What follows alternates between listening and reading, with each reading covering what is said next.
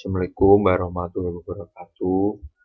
Saya Dimas pertama ingin mempresentasikan sistem distribusi berbasis web. Oke, langsung saja kita ke latar belakang. Sistem terdistribusi adalah sebuah sistem yang komponennya berada pada jaringan komputer. Komputer tersebut saling berkomunikasi dan melakukan koordinasi hanya dengan pengiriman pesan message passing. Web dibuat untuk mengatasi masalah distribusi informasi internet, sampai dengan membuat internet. Hampir semua distribusi informasi dilakukan dengan cara pengiriman email, FTP, archive, dan Gopher. Email elektronik menjadi luas menggunakan untuk pertukaran informasi antara berbagai kelompok dari masyarakat atau perorangan. FTP, File Transfer Protocol, telah digunakan untuk mengirimkan dokumen dari satu komputer ke yang lain. Archive adalah suatu produsen untuk melakukan perbagian komputer pada internet. Langsung saja ke tujuan, tipe dan jenis jaringan yang sesuai dengan kebutuhan perusahaan. Peran WWW dan IP dalam proses sistem terdistribusi.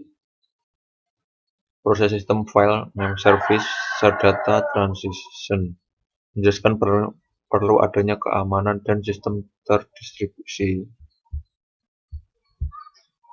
Pembahasan pengertian World Wide Web atau WWW. World Wide Web (WWW) atau singkatan W3 dan umumnya dikenal sebagai web, yang adalah sistem dokumen hypertext diakses melalui internet. Dengan web browser kita dapat melihat halaman web yang mungkin berisi teks, gambar, video, dan multimedia lainnya, dan menavigasi antara mereka melakukan hyperlink. Pengertian Hypertext Transfer Protocol (HTTP). HTTP adalah protokol yang digunakan untuk mentransfer dokumen dalam World Wide Web (WWW) atau sebuah protokol meminta atau menjawab antara klien dan server. Cara kerja web. Semakin mudahnya akses internet di berbagai daerah membuat pengguna tidak lagi memikirkan bagaimana cara kerja web itu sendiri, melainkan lebih memanfaatkan penggunaan software browser. Adapun unsur penting dalam proses kerja web yaitu user. Pengguna atau user adalah orang yang melakukan permintaan request sebuah alamat sebuah situs. B. Client Service Browser. Client Service merupakan sebuah aplikasi yang berfungsi sebagai sebuah mesin pencari browser di mana sebuah situs atau informasi berada. TCP/IP. IP adalah kode atau sebuah alamat yang dapat membantu agar sebuah permintaan akan mendapatkan jawaban yang sesuai. Server adalah pusat dari semuanya. Di serverlah tempat penyimpanan data, dan di sini data diolah dan dikirim kembali sesuai permintaan atau request. Peran WWW dan IP.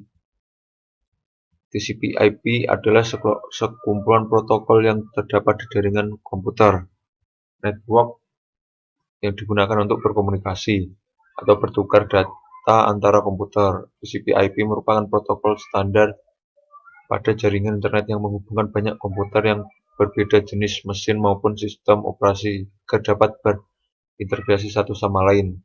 Jadi peran TCP/IP adalah sebagai alat penghubung pada jaringan internet, sedangkan WWW dan web adalah alat aplikasi yang berbasis internet digunakan untuk halaman web yang mungkin berisi teks, gambar, video, dan multimedia lainnya, dan menavigasi antara mereka melalui hyperlink.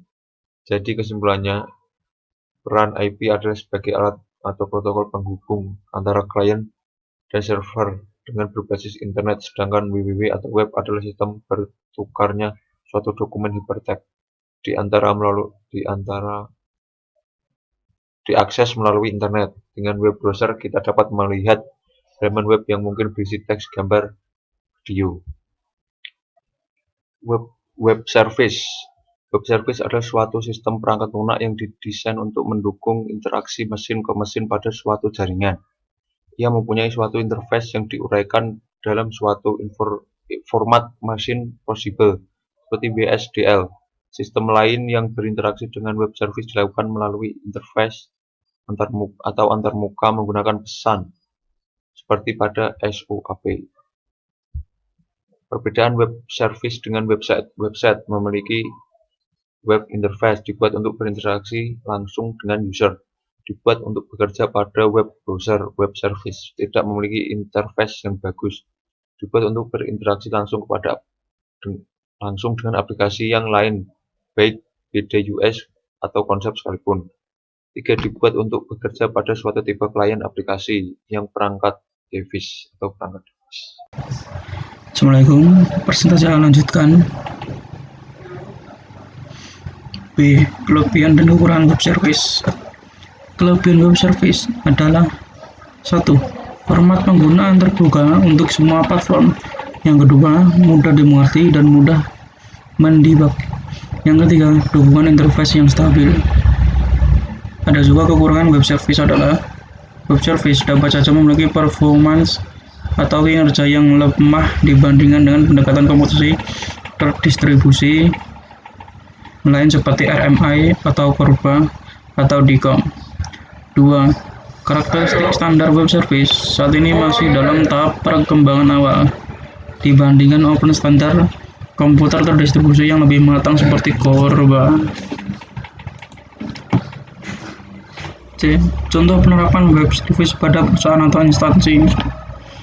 Fungsi dari web service sangatlah berguna dan dapat diimplementasikan pada perusahaan atau instansi berskala besar seperti Facebook yang menyediakan layanan info ataupun berita yang berasal dari website lain tanpa harus tahu struktur data pada database website yang akan dimintai informasi. 6. Keamanan dalam web. Keamanan adalah serangkaian langkah untuk menjamin privasi, integritas, dan ketersediaan sumber daya seperti objek, database, server, proses, saluran, dan lainnya, yang melibatkan perlindungan benda dan mengamankan proses dalam saluran komunikasi. Pada sistem distribusi, keamanan berguna 1. Melindungi dari kebocoran, yaitu pengambilan informasi oleh penerima yang tidak berhak. Yang kedua, pengubahan, yaitu pengubahan informasi yang legal. Yang ketiga, perusakan, yaitu gangguan operasi sistem tertentu, misalnya si pelaku tidak mengharapkan keuntungan apapun. Sehingga keamanan sangat penting adanya keamanan dalam web. Dan salah satu keamanan web yang sedang diupayakan adalah keamanan web proxy. 7. Web proxy. Web proxy adalah perantara atau kurir antara IP1 ke IP yang lain. Pengertian mudah IP atau Internet Protocol adalah kode atau alamat, sedang proxy bisa kita ibaratkan pos atau kurir. Bila tidak menggunakan proxy, bermakna kita membuka atau mengakses suatu website dengan melakukan query atau permintaan atau mengambil data secara langsung, data yang berasal dari tempat penyimpanan data website tersebut. Apabila kita browsing atau mengakses suatu website dengan IP tertentu menggunakan proxy, maka kita cukup mengambil data website tersebut dari pihak proxy tersebut, yang selanjutnya proxy lah yang berperan mengambilkan data dari server suatu situs dan kemudian mengantarkan ke IP kita atau sampai ke komputer kita. Adapun fungsi dari proxy kepada web.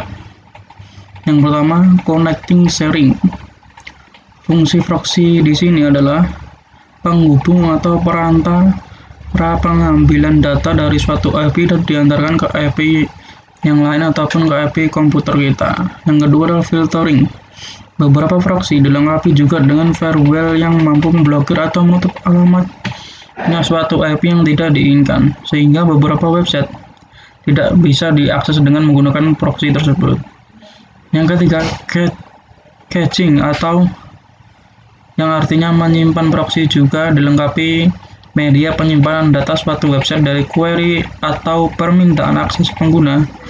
Jadi misalkan permintaan mengakses suatu website bisa lebih cepat apabila sudah terdapat permintaan akses ke suatu website